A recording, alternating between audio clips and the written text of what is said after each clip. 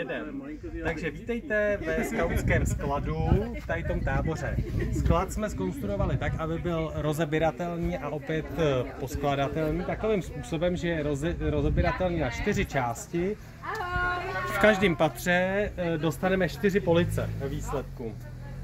Ano, tak.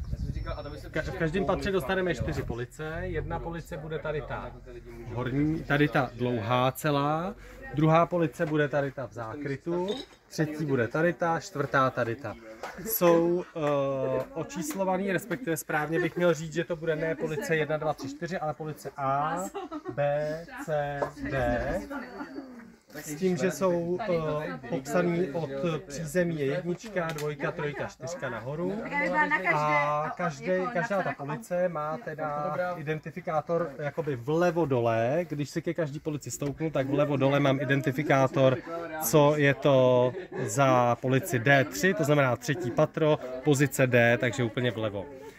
Tak, to je k pozicím a teď ta konstrukce každý jedné police vypadá tak, že ta police má na každé straně 3 tyhle ty prkna a rozebírá se tak, že my ve výsledku dostaneme celou tu polici, včetně 3 prken, jako jeden kus. Rozebíráme to tak, že odšroubujeme jenom tady ten vrut a naproti vrut takže tady ten a tady ten. Tady ty vruty necháváme bejt, aby nám to zůstalo pohromadě.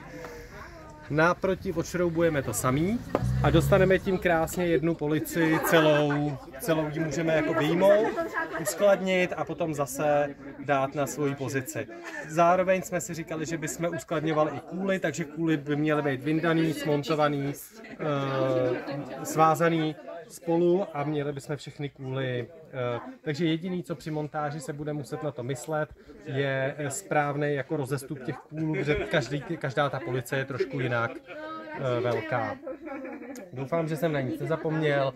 Přejeme hodně štěstí při demontáži i montáži. A ještě uděláme prohlídku z celý ze všech stran. Jo, tak to ještě projekt.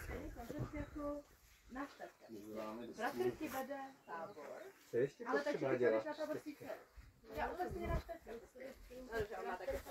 Ještě možná řeknu jednu věc.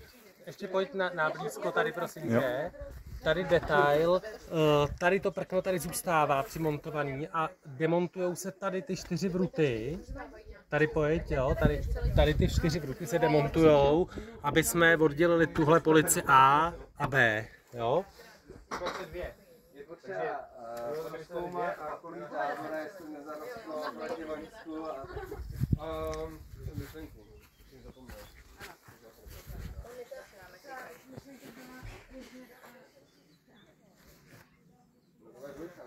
Jsme dneska prozkoumali. Tady zůstává teď po celý týden. Jako já odjedu na den. Matouš a Vidra a Tonda. Vidra, Tonda a Jonáš se budou otáčet v Praze a pak se zase budou vracet. My doufáme už ne a uvidíme. A možná